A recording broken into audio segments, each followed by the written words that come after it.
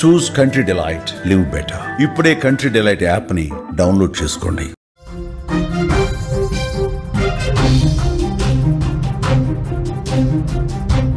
Cloud బరస్టులు, వరదలు ఉత్తరాదిని వణికించాయి.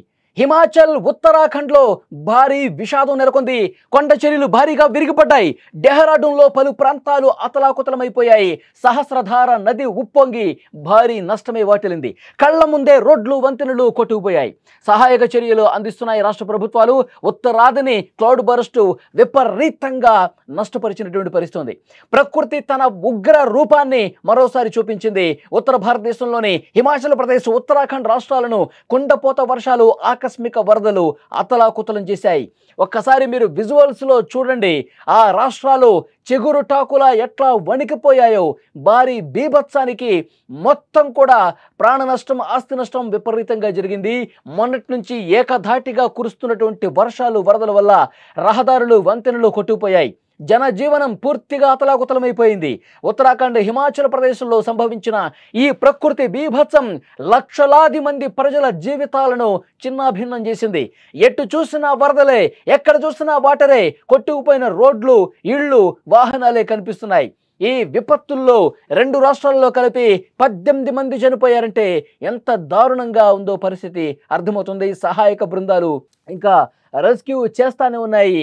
ఈ ఏడాది ఈ కుంభవృష్టి వానలతో, ఈ ఏడాది ఈ క్లౌడ్ బరస్టులతో ఉత్తరాది మొత్తం కూడా గజగజ వణికిపోయిన పరిస్థితి.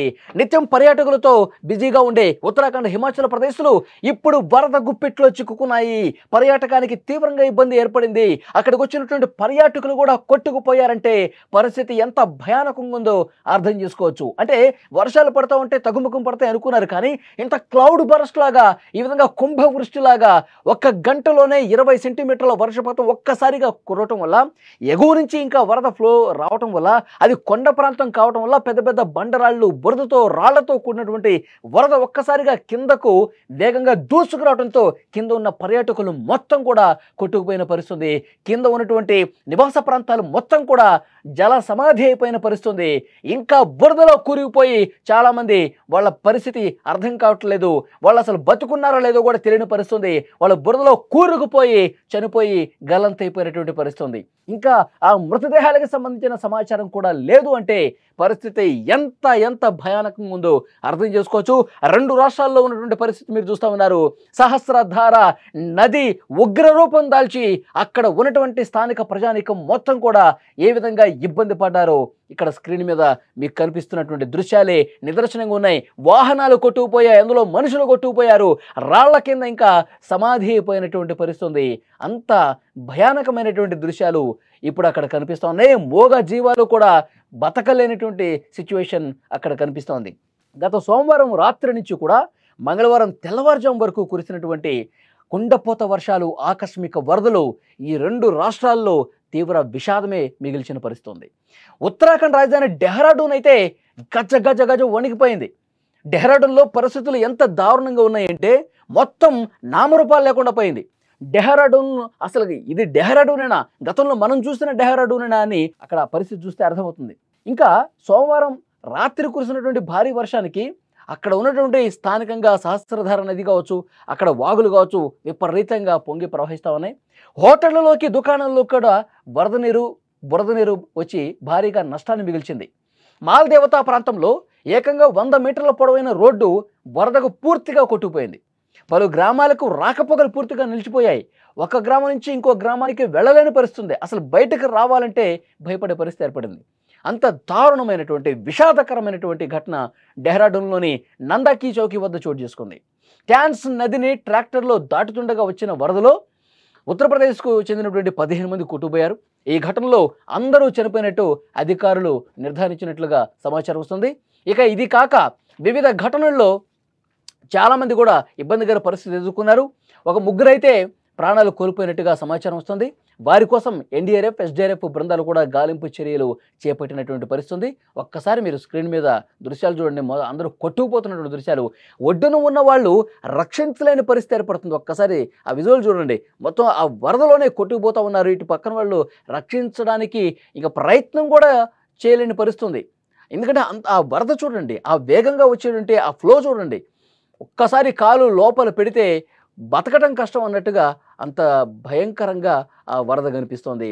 కానీ వాళ్ళకి సంబంధించినటువంటి వ్యక్తులు, వాళ్ళ కుటుంబ సభ్యులు ఇక్కడ ఇటువైపు నిలబడి అక్కడ ఉన్న స్థానికులు చూడటమే తప్ప ఏమీ చేయలేని నిస్సహాయ పరిస్థితి. అంత భయంకరంగా ఆ వరదలో వాళ్ళు కొట్టుకుపోతున్నారు. ఉత్తరాఖండ్లో క్లౌడ్ బరస్ట్ సృష్టించిన విధ్వంసానికి వికాస్ నగర్ ప్రాంతంలో ఉన్న నదిలో నీటి ప్రవాహం ఒక్కసారిగా పెరిగింది. ఈ నదికి వంతెన నిర్మాణ పని ఉన్న ఇద్దరు యువకులు కూడా చిక్కుకుపోయారు. నది ప్రవాహం బాగా పెరగటంతో వాళ్ళలో ఒకళ్ళు వెంటనే ప్రాణాల కోసం నది నుంచి బయటపడ్డారు. కానీ ఇంకొక యువకుడు ముందుకు వెళ్ళలేకపోయాడు. అతను నది మధ్యలో ఉన్న ఒక కరెంటు పోల్ను గట్టిగా పట్టుకొని నిల్చున్న పరిస్థితుంది. ఇక్కడ చూడండి, కరెంటు పోల్ సాయంతో అతను ప్రాణాలు దక్కించుకున్న ప్రయత్నం చేశాడు. ఒక్కసారి కింద చూస్తే మాత్రం గుండెల అదిరిపోయే విధంగా ఆ దృశ్యం కనిపిస్తోంది. ఒక్కసారి అతను జారి కింద పడితే కొన్ని కిలోమీటర్లు అతను ఆ వరద ప్రవాహంలో కొట్టుకుపోయే పరిస్థితి ఉంటుంది. పైనుంచి ఏక బిగిన వస్తున్నటువంటి ఆ వరద ప్రవాహానికి అక్కడ కరెంటు పోలు ఉంది కాబట్టి అతను బతికిపోయాడు. కరెంటు పోలు లేకుండా ఉండుంటే అందులో కొట్టుకుపోయేవాడు, జల సమాధి అయిపోయే పరిస్థితి.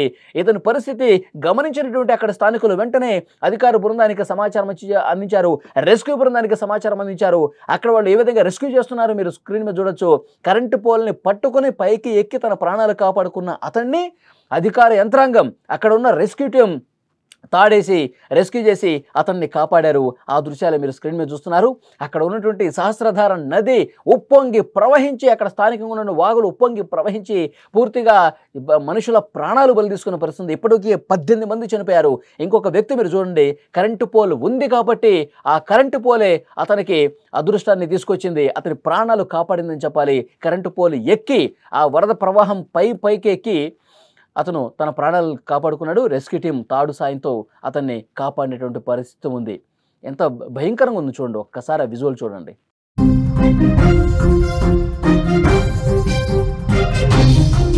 ఒక డ్రోన్ సాయంతో తాడు పంపించి అతన్ని కాపాడారు. విజువల్స్ చూస్తూ ఉన్నారు. అతను ఇక నాకు ఈ రోజే చివరి రోజు అనుకున్నాడు, అంత భయంకరంగా వరద కనిపిస్తోంది. ఆ పోల్ లేకపోతే నిజంగా ప్రాణాలు దక్కేవి కాదు. అక్కడ రెస్క్యూ సిబ్బంది తాడును పంపించి డ్రోన్ సాయంతో అతన్ని కాపాడేటువంటి పరిస్థితి ఉంది. ఇక హిమాచల్ ప్రదేశ్లో పరిస్థితి అయితే చాలా తీవ్రంగా పరిస్థితులు కనిపించాయి. ప్రకృతి బీభత్సానికి 3 చనిపోయారు. మండి జిల్లాలో పరిస్థితి అయితే బ్రాక్టా గ్రామంలో ఇల్లు కూలి 2 మహిళలు, ఒక చిన్నారి ప్రాణాలు కోల్పోయారు. 2 తీవ్రంగా గాయపడ్డారు. మండి జిల్లాలో ధర్మపూర్ పట్టణంలోని ప్రధాన బస్టాండ్ పూర్తిగా వరద నీటిలో మునిగిపోయింది. దాదాపు 20కి పైగా ప్రభుత్వ బస్సులు, ఇతర వాహనాలు కొట్టుకుపోయాయి. పంప్ హౌస్లు, దుకాణాలు ధ్వంసమయ్యాయి. ఆర్టీసీకి దాదాపు 6 కోట్ల రూపాయల నష్టం వచ్చింది. రాజధాని సిమ్లాలో కూడా కొండ చర్యలు విరిగిపట్టడంతో ప్రధాన రహదారులన్నీ కూడా మూసుకుపోయిన పరిస్థితి. ఒక్కసారి చూడండి, అక్కడ ఉన్న వాహనాలు ఆ వరద ప్రవాహానికి ఏ విధంగా కొట్టుకుపోయి ధ్వంసమైపోయాయో చాలా స్పష్టంగా చూడొచ్చు. పైనుంచి కొండరాళ్ళు, బండరాళ్ళు పట్టడంతో చాలా వరకు ఆ వాహనాలు ధ్వంసమైపోయే ఇబ్బంది ఏర్పడింది. మొత్తం ఆ వరద ప్రవాహం మొన్నటి వరకు అక్కడ కురిసినటువంటి భారీ వర్షాలకు, వరదలకు వాహనాలు చాలా దూరం వరకు కొట్టుకొచ్చిన పరిస్థితి. మొత్తం తునాతునుకులైపోయాయి.